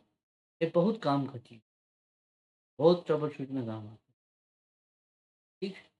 तो फिलहाल हमको जो देखना था हम लोगों को, हमने फिलहाल उसे कवर कर लिया है ना? और अगर आपको यहाँ टीसीपी हेडर पे कुछ डाउट वगैरह है, तो हम देखो अभी तो फिलहाल आपको उसका डाउट नहीं हो पाएगा, जब लैब अपने से सेटअप नहीं कर पाएँगे। तो कोई बात नहीं, जब आप बाद में भी जब हम लैब सेटअप वगैरह करना सीख जाएँगे, जब आप इस टाइप का लैब आप बना पाएँगे वेब सर्विस है ना? तो भी आप अपने से कोशिश करना और उस समय भी अगर आपको डिस यहाँ पे सीक्वेंस नंबर, एग्रीमेंट नंबर पे डाउट हो, तो आप मुझे कमेंट बिल्कुल कर सकते हैं। लिंक्डइन में भी मैसेज कर सकते हैं, कोई दिक्कत की बात नहीं, ठीक है? ऐसा नहीं बोलूँगा कि भाई आप लेक्चर 50 में आके इस बारे में डिस्कस कर रहे हैं, हम 11 पे इस बारे में बात कर चुके थे, तो कोई बात नहीं। क्योंकि अभी लैब सेटअप नहीं कर पाएँगे, तो आपको बेसिक आइडिया हो गया, लैब सेटअप करके आपको इस तरह से तकरीबन 3-4 लैब्स तो करने ही करने हैं, बड़े-बड़े। तो आप सीक्वेंस नंबर, एक्नॉलेजमेंट नंबर आप कैलकुलेट कर देखो देख के लगता है ऐसा है, अरे हाँ, ठीक कर लेंगे, लेकिन लोग फँस जाते हैं, कैलकुलेशन गलत होगा ना, तो कैलकुलेशन गलत होगा, तो ऑब्वियसली बात है आप निकाल नहीं पाओगे, आपको समझ ही में नहीं आएगा चीज़ें, कि मैं सही निकाल पा रहा हूँ कि नहीं निकाल, क्योंकि देखो पैकेट्स में तो लिखा नहीं है ना नंबर 1 है, नंबर 2 है, वो सीक्वेंस नंबर से ही पता चलता है, राइट? उसी तरीक़ा से फ्रेगमेंटेशन जो मैंने आपको जो इतना सारा कहानी बताया, कि हो सकता है कि बीच में एक ऐसा राउटर लगा हो, अगर मैं खाली पेज बताऊँ आपको, ठीक है? सपोज़ कर लो ये पीसी था आपका, बीच में कुछ राउटर लगे थे, ये नेटवर्क आपका था, है ना? आपने भेज रहे हैं और आपको बार-बार डिले आ रहा है ना? आप भेज रहे हैं, डिले आ रहा है। तो आपने यहाँ इस राउटर पे जब डीबग कमांड आया, आपने यहाँ देखा कि यहाँ फ्रेगमेंटेशन हो रहा है। फ्रेगमेंटेशन कब होगा? जब ऑब्वियसली बात है आपने 1500 बाइट पे भेज रहे हैं, है ना? एमटीयू, लेकिन फिर भी यहाँ फ्रेगमेंटेशन हो रहा है। तो आपको यहाँ पता चल जाएगा कि ये राउटर जो है, भाई साहब राउटर में कोई दिक्कत आ गई है, कि 1500 बाइट को प्रोसेस नहीं कर पा रहा है। तो ऑब्वियसली बात है मुझे इसके बारे में तो बताना पड़ेगा मैनेजमेंट को कि भाई इसे तो रिप्लेस करना पड़ेगा बिकॉज़ मुझे डिले आ रहा है। ये कब निकाल पाओगे? जब आपको फ्रेगमेंटेशन समझ में आ रहा है। आपको पता है भैया फ्रेगमेंटेशन तो मुझे पता है, मुझे मैं बिट देख के समझ जाता हूँ, है ना? और मैं ये भी समझ जाता हूँ कि 1500 बाइट का एमटीयू था, उसे इसने कितने सारे फ्रेगमेंट बनाए हैं इसने, ये भी मैं समझ जाता हूँ। क्योंकि मुझे ऑफसेट पढ़ना आता है, सीक्वेंस नंबर उसका फ्रेगमेंटेशन नंबर देखना आता है, ठीक है? मुझे उसके फ्लैग देखने आते हैं, मुझे पता है थोड़ी सी। मैं फ्लैग देख के बता दूँगा, मैं ऑफसेट देख के बता दूँगा कि कितने-कितने बाइट में वो सेगमेंट को ब्रेक कर रहा है ना? यानी इसकी कैपेसिटी कितनी हो गई है, ये भी मैं बता दूँगा, बिकॉज़ आपको पता है। अब आपको तो पता है अब इसके बाद। बस ये बात है, अभी आप फैमिलियर नहीं हैं, कोई बात नहीं है, समय के साथ होता है, ठीक है? मैं भी स्टार्टिंग में बिल्कुल ही एक्सपर्ट नहीं था, ठीक है? प्रैक्टिस करते-करते, पढ़ते-पढ़ते चीज़ों में काम किया हूँ, काफ़ी दिन काम किया हूँ, ठीक है? तब जाके मैं यहाँ पहुँचा। तो दूसरी बात है, मैं आपसे ये एक्सपेक्टेशन अभी बिगिनिंग लेवल पे नहीं करता हूँ, इसलिए हम डिटेल में बात कर रहे हैं, ठीक है? तो फिलहाल हमारा हेडर पीडी कंप्लीट हो गया, हेडर हमने देख लिया, तो सारी चीज़ें हमने देख ली है। बाकी आपको बस एक ही काम करना है कि यहाँ लेक्चर 11 तक जब हम पूरा सीसीएनई कंप्लीट कर लेंगे, तो आपको लेक्चर 11 तक 1 से लेकर 11 तक आपको दोबारा देखना है। बस ये मैं आपसे रिक्वेस्ट करूँगा और आपको रिकमेंड भी करूँ। ओके? तो कल से हम फिर अपना राउटर पे आ जाएँगे। राउटर देखेंगे, राउटर का बेसिक के हम आर्किटेक्चर की बात कर लेंगे, है ना? राउटर का आर्किटेक्चर देख लेंगे, राउटर का कुछ लॉगिन वगैरह करके देख लेंगे हम कल। तो राउटर पे आ जाएँगे हम। कल से हमारा लैब सीसीएनए का लैब स्टार्ट हो जाएगा। ठीक है? आज भी ये सब लैब ही है, ठीक है? कोई बात नहीं, इसको लैब में कंसीडर मत करो आज जो हमने पढ़ा। तो ये सारा स्टार्ट हो जाएगा, तो कल से हम लोग स्टार्ट कर लेंगे, ठीक है? तो फिर थ्योरी भी चलती रहेगी और आपका प्रैक्टिकल भी चलता रहेगा, ठीक है? साथ-साथ चलेंगे, टॉपिक एक-एक करके क्लियर करते चलेंगे, ठीक है? तो ठीक है, तो आप लोग फिर पढ़ाई करें, ठीक है? कमेंट करें, सब्सक्राइब करें, ठीक है? आपको कैसा लगा फीडबैक भी दें, तो ठीक लगे, ठीक है? ठीक है, तो टेक केयर, बाय-बाय। आज क्लास क्लोज़ करते हैं, कल मिलते हैं, ठीक? ओके।